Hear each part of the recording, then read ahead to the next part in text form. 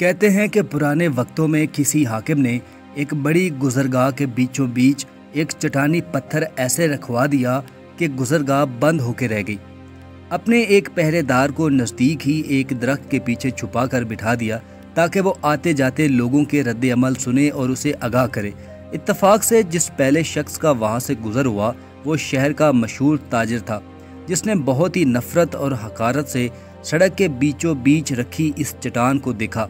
یہ جانے بغیر کہ یہ چٹان تو حاکم وقت نے ہی رکھوائی تھی، اس نے ہر اس شخص کو بے نقطہ اور بے حساب باتیں سنائیں جو اس حرکت کا ذمہ دار ہو سکتا تھا۔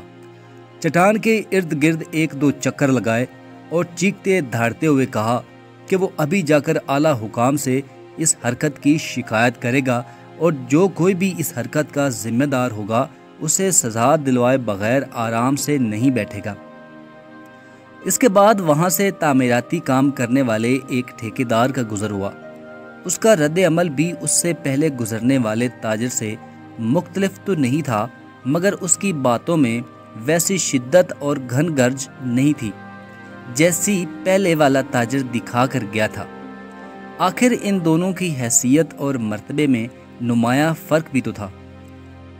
اس کے بعد وہاں سے 3 ایسے دوستوں کا گزر ہوا جو ابھی تک زندگی میں اپنی ذاتی پہچان نہیں بنا پائے تھے اور کام کاج کی تلاش میں نکلے ہوئے تھے۔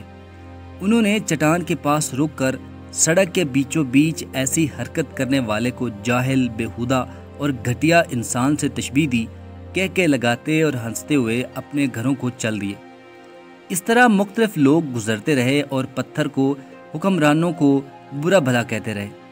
اس چٹان کو سڑک پر رکھے 2 دن گزر گئے تھے کہ وہاں سے ایک مفلوق الحال اور غریب کسان کا گزر ہوا۔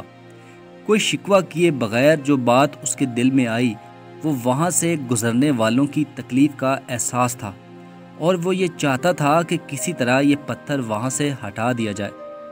اس نے وہاں سے گزرنے والے راہگیروں کو دوسرے لوگوں کی مشکلات سے آگاہ کیا اور انہیں جمع ہو کر وہاں سے پتھر ہٹوانے کے لیے مدد کی درخواست کی، اور بہت سے لوگوں نے مل کر زور لگا کر چٹان نما پتھر وہاں سے ہٹا دیا۔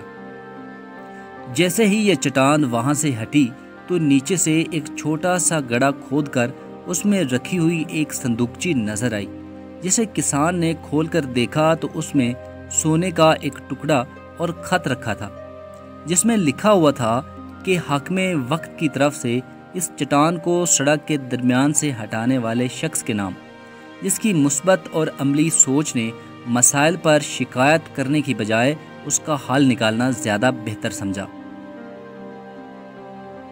دوستو، کسی سیانے نے کہا ہے کہ دنیا میں 2 طرح کے انسان ہوتے ہیں۔ پہلی قسم وہ جو اپنے مسائل پہ روتے رہتے ہیں اور شکایت کرتے رہتے ہیں، اور دوسری قسم وہ جو اپنے مسائل کو حل کرتے ہیں۔ آپ اپنے آپ کو کس قسم کے انسان میں شمار کرتے ہیں مجھے کمنٹ سیکشن میں ضرور بتائیے گا۔ ویڈیو اچھی لگی ہو تو لائک کر دیں اور میرے چینل کو سبسکرائب کر دیں۔ بہت شکریہ۔